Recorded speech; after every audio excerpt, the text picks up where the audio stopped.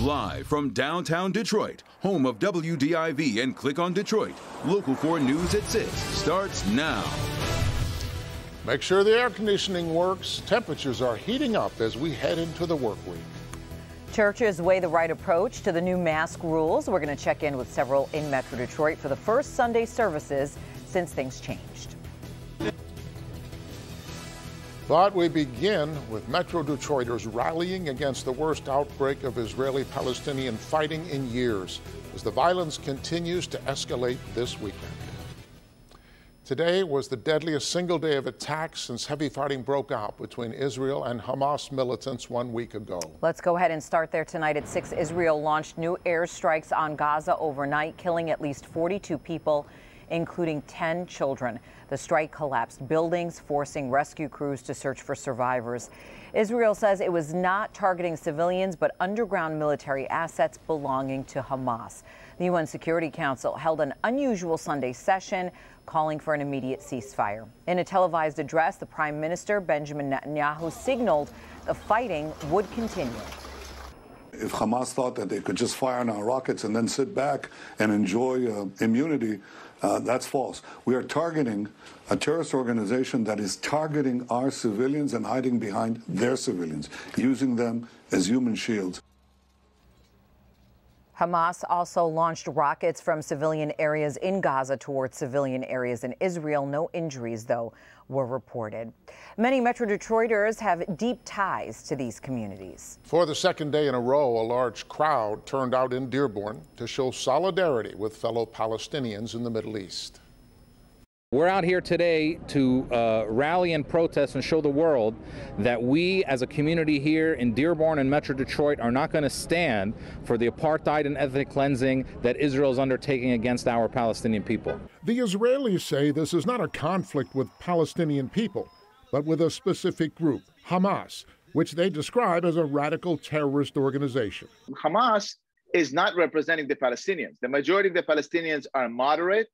The majority of the Palestinians are represented by the Palestinian Authority, which, by the way, are not great friends of Israel, but they're not radical as Hamas is. Congresswoman Debbie Dingell and Rashida Tlaib attended today's rally in Dearborn and urged protesters to continue to speak out. Don't just call those in power.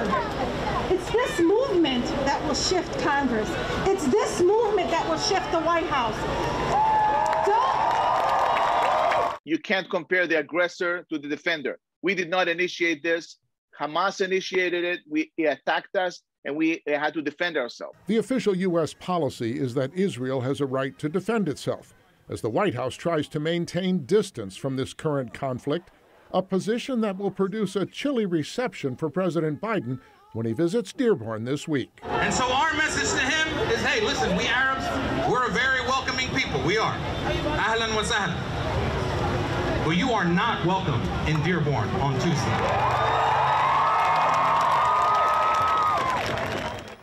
A U.S. envoy is in Israel attempting to negotiate a ceasefire.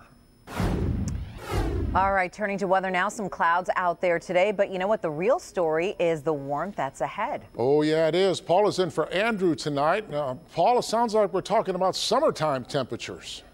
We're talking about near record heat, and not just for one day, but for a number of days. We'll get to that in the 7-day in about 10-15 minutes. Right now, heading out the door, let's start with 4-zone weather. We have 70 degrees in the city of Detroit. That's the warm spot. 69 at Taylor, 68 right now in Livonia. Down in our south zone, we have 68 in Saline, 65 in Dundee, and 68 over in Deerfield. In our west zone, we have 67 in Milford Township. We have 66 in Whitmore Lake, 67 in Flint. And in our north zone, we have 61 up in Deckerville, 68 in the Blue Water area there at Port Huron, 65 in Romeo.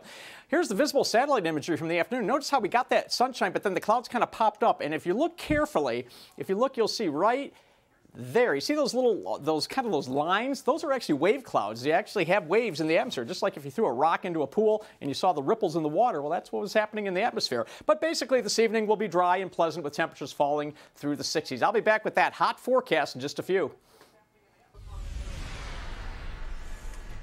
Ford Field's vaccination clinic is ending after weeks of vaccinating thousands of Michiganders. The clinic's final day is coming up tomorrow from 8 in the morning until 8:30 in the evening. Doctors are administering Pfizer and Johnson & Johnson vaccines. Walk-ins are welcome there. The clinic is also offering the vaccine to children 12 to 15 years old. Officials also say that they have administered more than 240,000 vaccine doses to Michiganders.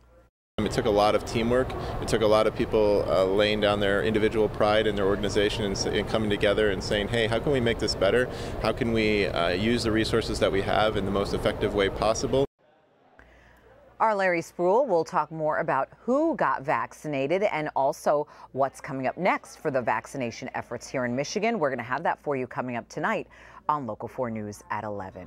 Meantime, the director of the CDC defending her agency's decision to issue looser guidelines on mask wearing. The CDC says people who are fully vaccinated don't need to wear a mask. Director Rochelle Walensky said today science is what drove that decision.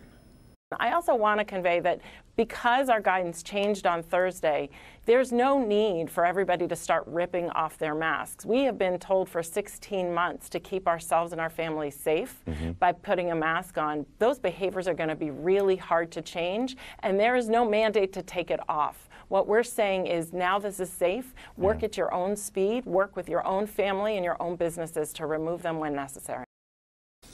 Now, the state of Michigan has adopted those guidelines, and the changes took effect this weekend. And now it's really up to businesses to decide their own policies, and also churches are in the exact same situation. Larry Spruill is hearing from several congregations in Metro Detroit about the policies they're implementing. Sandra and Steve, churches across our area are making their own decisions on whether or not to wear masks inside their churches. Now, we spoke to several churches today about their rules. Take a listen. Even though the mandate has been lifted, we're still going to wear masks. It's a decision Pastor Larry Jordan with Family Victory Fellowship Church says he feels comfortable with. You know, people have different levels of comfort.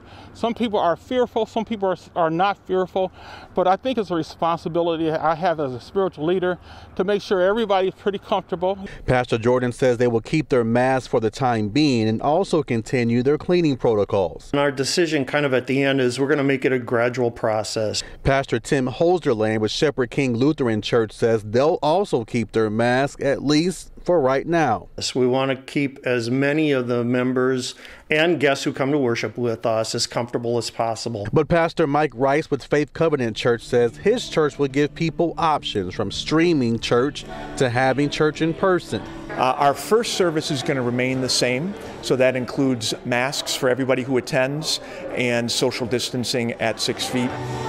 The change that we are making starting next weekend is we will, on our second service, shift distancing from 6 feet to 3 feet and then make masks optional. Also, the churches we talked to say they are now going to consider having outside services in the next upcoming weeks. Larry Spruill, Local 4. The missing tiger, last seen roaming a Houston neighborhood, has been found. What we're learning tonight about where it has been now for the last several days. An Oakland County man has fans all over the world, and he's raking in some big bucks by playing video games. Why hundreds of thousands of people tune in to watch him play.